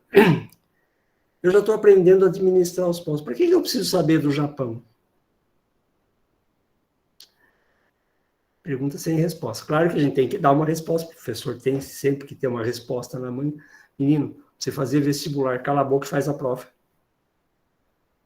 Quem mandou perguntar isso? Não é pergunta que se faça.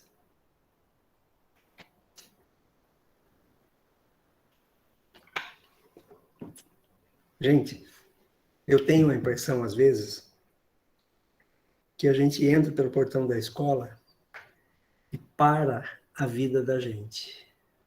A vida fica fora do portão. A gente vive... O Clube do Imperador é legal, gostei do filme. A gente vive uma coisa estranha, chamada jornada escolar. Aí, quando termina, a gente atravessa o portão da escola e volta a viver. Viu? Esse período dentro da escola é vida. Pensa, sobretudo, na escola destinada aos mais pobres, aos mais vulneráveis, aos mais frágeis. Aqueles do tipo do Felipe, que a colega acabou de falar, a Ana acabou de falar. A escola talvez seja a única possibilidade que ele tem, na família que ele vive, de mudar de vida. E eu ouvi uma história, uma vez, de uma professora que dizia assim, ela era alfabetizadora, e era daquelas que viram no avesso por causa das crianças. Espera aí que eu já vou ver o que você escreveu, filha, só um minuto. E ela virava no avesso. E ela ia no shopping, ela entrava em livraria para comprar coisa para as crianças, né, na sala dela. E ela ia passear na praia, ela carregava uns caderninhos para preparar a aula. Para todo lugar que ela ia, o povo já estava, né? E o povo da escola falava, viu, para com isso. Você está comprando livro aí para as crianças. Você está comprando EVA, comprando não sei o que para fazer para as crianças. Para. Olha o salário que a gente ganha. Sabe essas conversas que você já deve ter ouvido de monte? E ela foi ouvindo aquilo, foi ouvindo. Até que um dia uma chegou, ela na parede, não, viu? Peraí. Por que você está fazendo isso? Porque ninguém mais fazia, né? Por que você está fazendo isso? A resposta dela. Sabe o que é? Se você tivesse uma única oportunidade na vida, de tomar um delicioso sorvete com morango, você deixaria de tomar? Mas o que isso tem a ver? Então, talvez o que eu estou fazendo seja o sorvete com morango dessa criança. Nunca mais ninguém faça alguma coisa semelhante. Então, eu não posso deixar de fazer. E talvez essa seja a única oportunidade. Claro, uma resposta emocionante, uma resposta para calar a boca de qualquer um, é verdade. Mas por que a gente não faz isso no coletivo também, né? Não estou questionando a professora que falou isso, eu estou dizendo por que a gente não coloca essas questões nos nossos coletivos dentro da escola? Porque elas são cômodas. Coloca essa pergunta lá. Quem é que manda no conteúdo escolar? Ah, na minha sala, fechou a porta, mando eu. Coitado. Tem certeza? Entende? Mas eu vou parar. Eu prometi para o Roberto, não estou cumprindo, o Roberto está aí, não está falando nada. Eu prometi que pelo menos em torno de meia hora a gente ia abrir para conversar. Já falei demais. Já perguntei demais. Já dei o recado do Jornal Nacional de hoje. Todas as más notícias que eu podia dar, eu juntei hoje. A Adriana até abaixou a cabeça e falou, agora ele quer que a gente fale o quê agora? Ele jogou tudo no chão, né? Caiu tudo. Eu já ensinei vocês a fazer vaso, gente. Eu vou ensinar vocês a fazerem vaso. Você conhece essa história, né, Roberto? A Nícia também acho que já ouviu. Vou ensinar você a fazer um vaso. É assim, ó. Você pega um vaso, mas não pega o mais bonito que você tem na sua casa, porque pode dar problema. Você pega um vaso e faz isso num lugar fechado, num quarto fechado, não deixa ninguém ver. Levanta esse vaso mais ou menos 1,5 metros no chão, segura firme, e aí solta. Depois, você pega uma boa cola de vaso, pega os pedaços, junta, cola. Não existirá no mundo um vaso igual ao seu. Não é bacana a ideia? Então, o vaso pode ser a sala de aula, pode ser o seu aluno, pode ser aquele que todo mundo fala que não aprende, pode ser aquela criança que chega com um chinelinho de cada cor e sem blusa no meio daquele frio, falando, eu não tô com frio, professor. Não tá com frio, não tem blusa. Ou quando chega na segunda-feira de manhã, a última refeição que ele fez foi na sexta, na escola. Viu? É o vaso. A minha dica com relação ao vaso. Presta atenção que se alguém ver você fazer, eles vão falar assim, viu, você não está batendo bem não, né? E o que é pior, ainda vão dizer, foi o professor Flávio que ensinou. Aí eu tô na roça, filho, porque aí os maridos, as esposas, os filhos vão começar a ligar para mim, viu? O que está acontecendo com você? Fala, gente, o que vocês querem falar? Fala alguma coisa.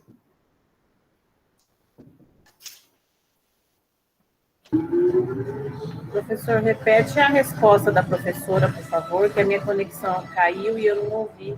A professora respondeu assim, se você tivesse uma única oportunidade na vida de tomar um belo sorvete com um morango bem gostoso em cima, você deixaria de tomar?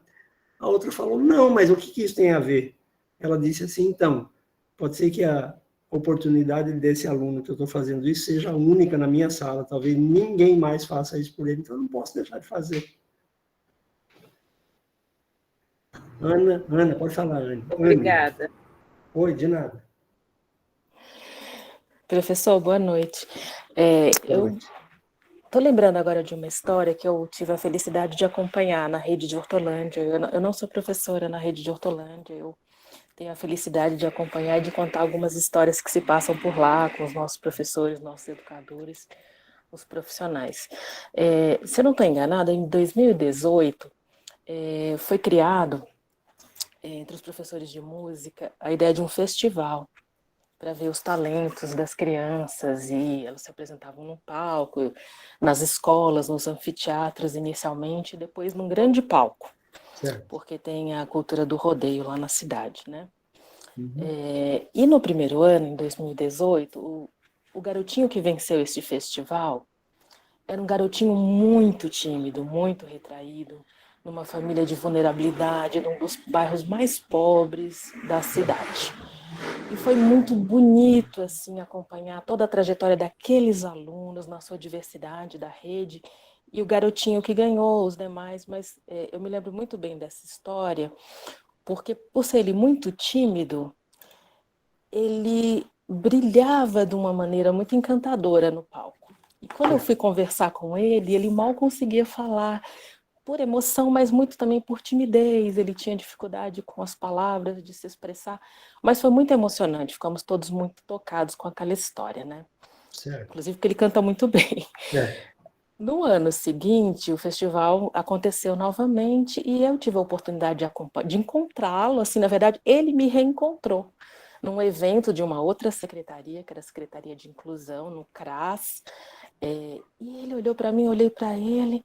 Aí ele falou assim, você não está se lembrando de mim? E eu estava, mas eu não estava lembrando o nome dele. Aí ele falou assim, eu sou aquele cantor, aquele cantor que venceu o festival em 2018.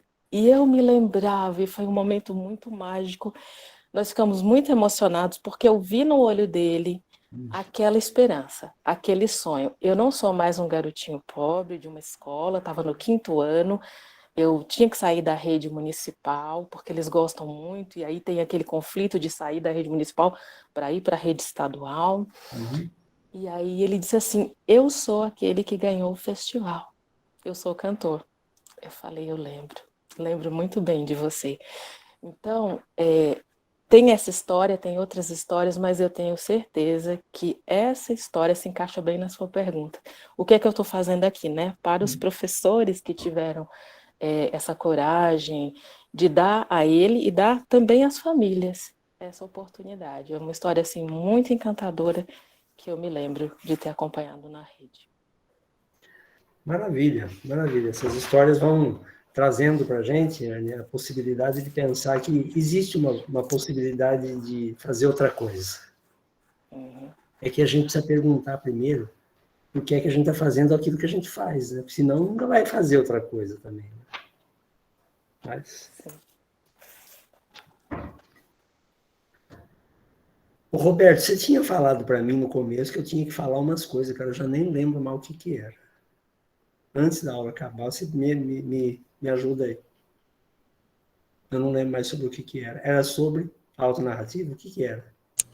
Sobre as atividades, professor. Só para fazer uma amarração com eles, porque essa semana eles começam com uma outra atividade, né? Criar as perguntas, criar os objetivos a partir da pergunta e das ações. Então, eu acho que é legal fazer um apanhado das 3 fases, né? Da escrita da autonarrativa, da pergunta e da ação que eles vão fazer agora. Do projetinho lá de intervenção, isso, né? Do quadro lá. Isso. Então, essa disciplina foi pensada com essas 3 atividades aí. A primeira é a escrita de um pedaço da sua vida vinculado à educação. A sua trajetória na educação, que a gente está chamando de autonarrativa de formação. O que vai fazer com isso? Você posta lá no AVA, lá no Moodle, né? E tem um sistema lá que o Roberto, o Antônio, o pessoal, o Aldo criaram aí, que aquilo vai ser direcionado para um colega do curso. Esse colega do curso vai ler a sua história. E vai ser convidado, assim como você também, que vai receber a história de um outro colega, a ler e a colocar uma pergunta no final. Uma pergunta sobre aquilo que ele leu. De preferência, uma pergunta interessante. Então, cada um vai ser convidado a escrever a sua e a ler a de um colega e colocar uma pergunta para ele. Aí, o que vai ser feito? O sujeito, que é o dono da história, vai receber de volta a sua história com a pergunta acrescentada por um colega lá no final. Aí, nós vamos para uma outra atividade. Tem um quadro que a gente chama de projeto de intervenção, um projeto de intervenção em nível individual, né? Que você vai, a partir daquela pergunta, escrever um objetivo do porquê responder aquela pergunta, qual seria o aprendizado que você acha que você teria ao responder aquela pergunta.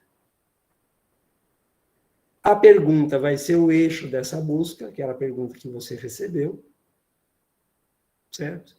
E você vai pensar algumas ações que você poderia fazer para conseguir respostas mais sólidas, mais interessantes para aquela pergunta.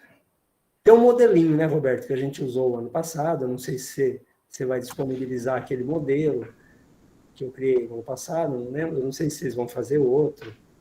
Enfim, esse é o processo. Escreve a autonarrativa, recebe a história de a narrativa de um outro colega do curso, lê e coloca uma pergunta sobre ela. Depois você recebe de volta a sua com uma pergunta e vai copiar essa pergunta e colocar naquele quadro e pensar um objetivo de onde você, que saberes você conseguiria chegar ao tentar responder aquela pergunta.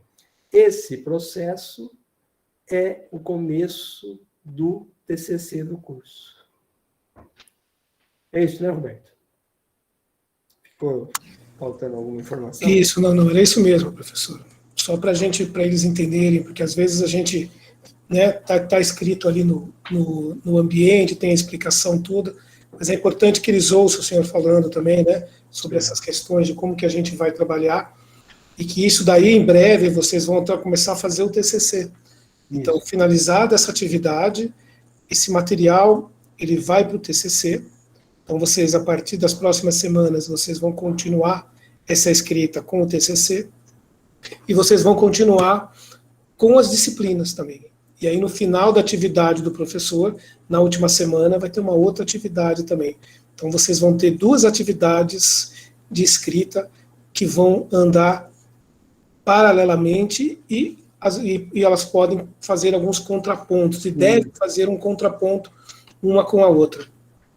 O Maurício estava escrevendo aqui no chat já agora de pouco, que ele ainda não recebeu a turma dele, não sei, acho que não recebeu a pergunta ainda, mas está no processo, né? Não, então, professor, o que acontece é o seguinte, nós dividimos todas as turmas, nós dividimos por cada turma está fazendo, então cada professor de turma está fazendo essas trocas. Então, o que acontece? Algumas pessoas ainda não fizeram a pergunta. Certo. Então, quem não recebeu ainda é porque não teve a pergunta ainda. Entendeu? Mas é um processo, a gente tem que esperar um colega fazer. Então, todo mundo que fez, né? Todo mundo que fez as atividades já foi passado no Drive, todo mundo já tem uma pergunta para fazer, agora a gente tem que esperar as pessoas colocarem a pergunta para a gente mandar para vocês de volta. Então, é por isso que está acontecendo. Às vezes pode demorar um pouquinho mais, tá bom? Mas vocês podem ficar tranquilos que isso não vai atrapalhar nada a condução do TCC, não vai acontecer absolutamente nada. Minha pergunta é outra, assim, é que eu, por exemplo, não recebi ainda a autonarrativa de outra pessoa para formular a pergunta. Ah, tá certo. Bom, a gente vai ver depois, eu vejo qual é a sua turma, e aí a gente dá uma olhada, tá bom? É porque, às vezes, assim, como é um grande volume, a gente precisa ver se, de repente, a narrativa não foi para algum outro lugar, mas a gente dá uma olhada, pode ficar tranquilo, tá bom? E qualquer coisa, né, Roberto, verificar se... a gente está fazendo, né, professor, mas às vezes foge um pouquinho, né? É muito volume de muita coisa, como o pessoal da rede, os professores que estão trabalhando nas turmas, eles são tudo voluntários, eles são profissionais da rede. E nós estamos, como todo mundo sabe, nós estamos voltando amanhã. Então, essa semana está uma semana um pouco atípica, até as coisas ajeitarem, mas quem não recebeu, entre em contato comigo, tá bom? Vocês têm o meu contato ali naquele grupo do WhatsApp, né? Vocês podem me chamar, ou pode falar com o professor de turma, né? Pergunta para o professor, fala, olha, eu não recebi, né? Porque às vezes tem algumas pessoas que já fizeram, por exemplo, a turma que eu acompanho, o que a gente fez? As pessoas que tinham, então lá, eu tenho 20 pessoas, 10 responderam, 10 estão atrasadas, eu peguei essas 10 e distribuí. Então, essas outras 10, a gente vai esperar um segundo momento, até que tenha um número suficiente para que a gente faça as trocas novamente. Tá bom? Então, a primeira coisa é falar com o professor de turma, né, porque provavelmente eles têm, como todos os professores têm autonomia para decidir como que eles vão fazer, a gente sempre fala, a primeira coisa você conversa com o professor de turma, né?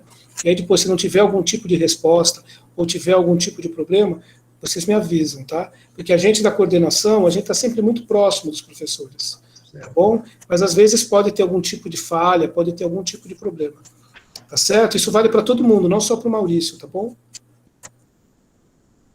Mas não deixem de falar, de informar, dizendo, olha, exatamente, não recebi, não fala com o professor da turma, enfim. Uma mensagem no grupo, mas ainda não responderam. Certo. Tá certo. A mensagem que tinha que ele falava que eles estavam esperando autonarrativas. Eu acho que muito poucas pessoas entregaram as autonarrativas.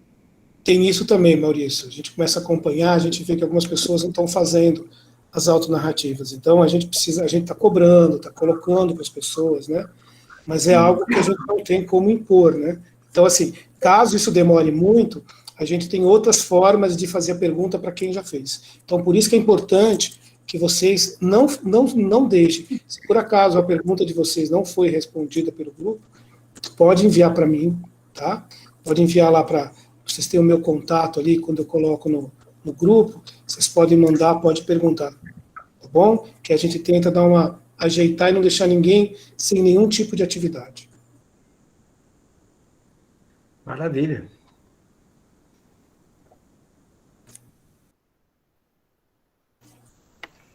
Mais alguma questão, gente? Gostaria de saber a resposta da pergunta da Márcia Polastri, assim, deixa eu abrir aqui, Fia, peraí.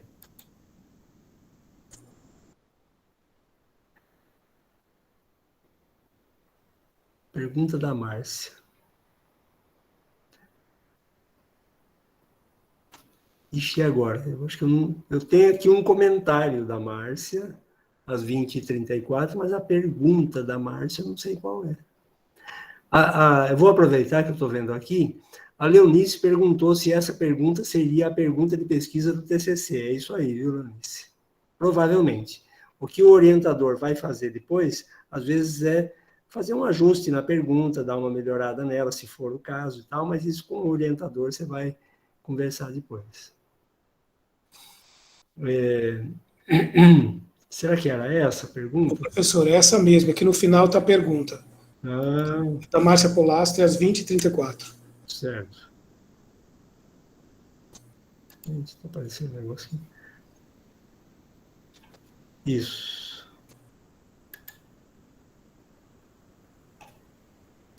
Então, gente, mais alguma questão?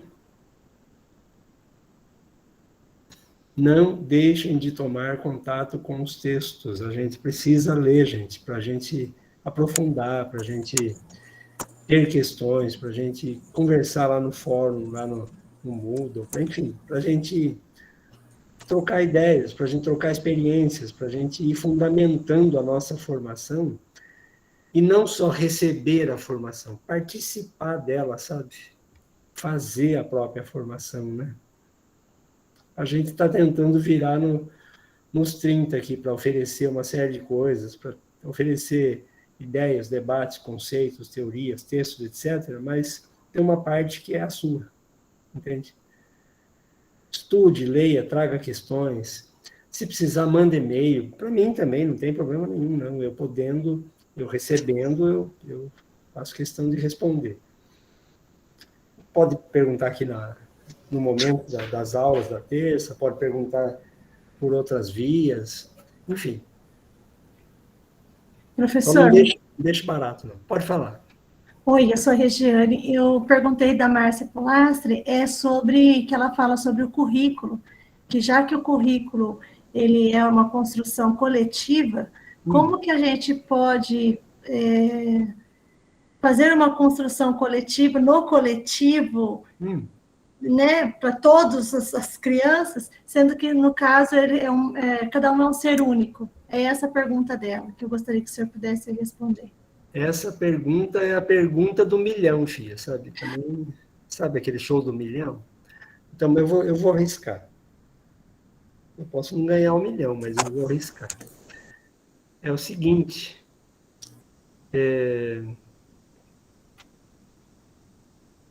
Venderam para a gente a ideia de que o currículo é uma coisa estática, pronta, pré-fabricada e que a gente tem que dar conta. Nenhuma dessas coisas é, de fato, verdadeira. Começa aí. Não existe currículo sem pessoa. Não tem um currículo pairando no ar assim. Eu vou usar uma expressão que a moçada usa muito hoje em dia.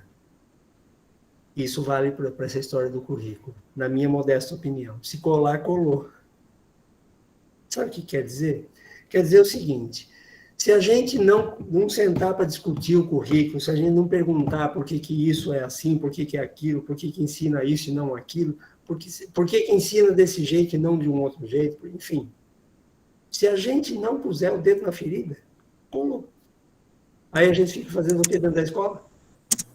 Reproduzindo de um ano para o outro. E aí tem aquele período que já se costumou chamar de planejamento, que de planejamento, às vezes, tem muito pouco.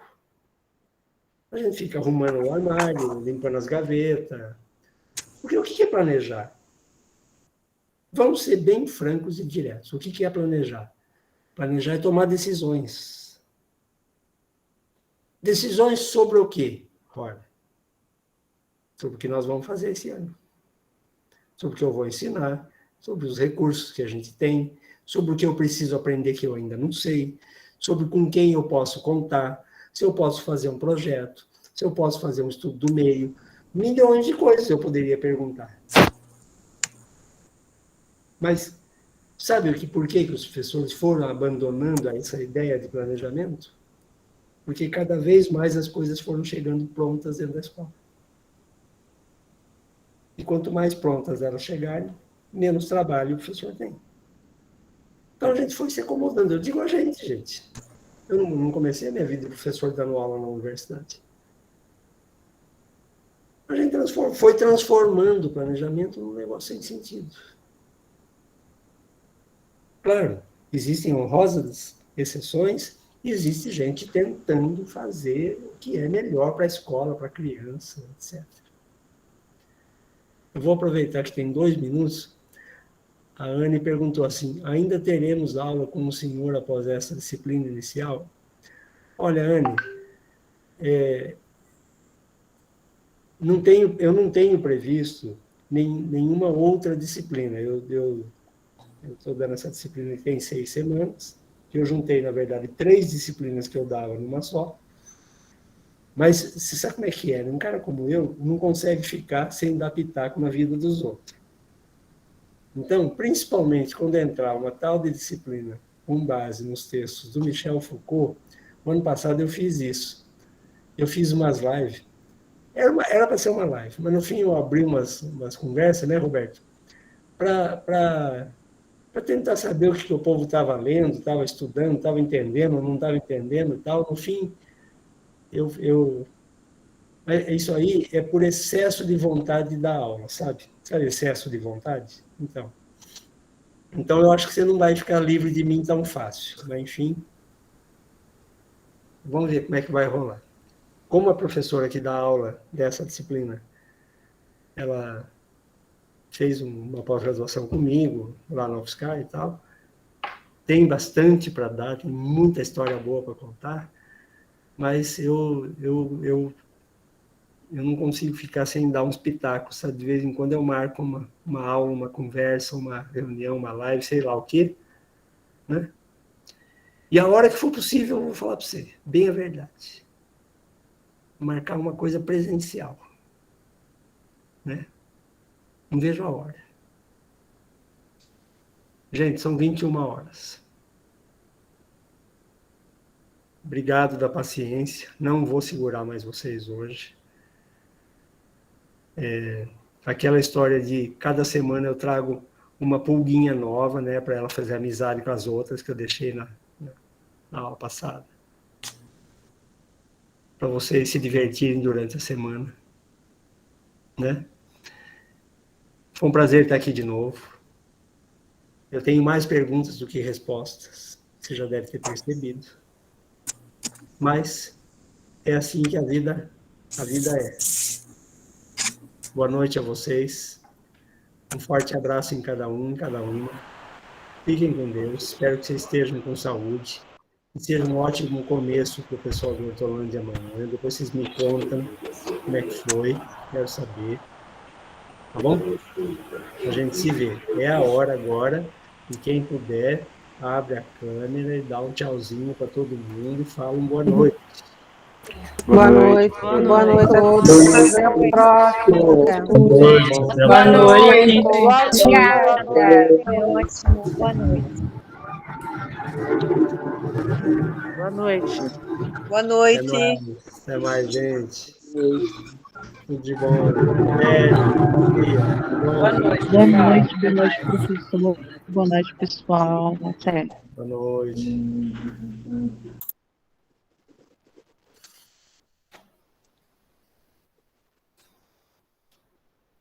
Vou esperar todo mundo sair para a gente poder fechar a sala, senão eu fecho e derruba todo mundo ao mesmo tempo.